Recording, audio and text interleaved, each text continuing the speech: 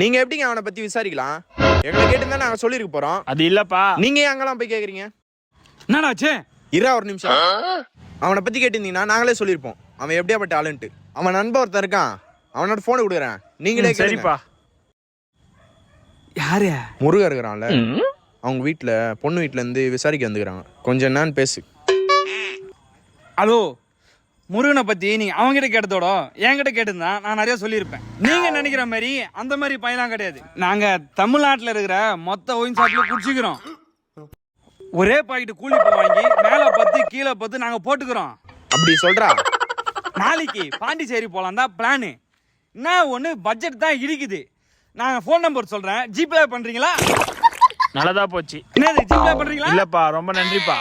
முருக கிட்ட இருந்து உங்க பொண்ணு வாழ்க்கைய காப்பாத்துறதுக்கா? இல்லப்பா, உன்கிட்ட இருந்து என் பொண்ணு வாழ்க்கைய காப்பாத்திட்டேன். என்ன சொல்றீங்க?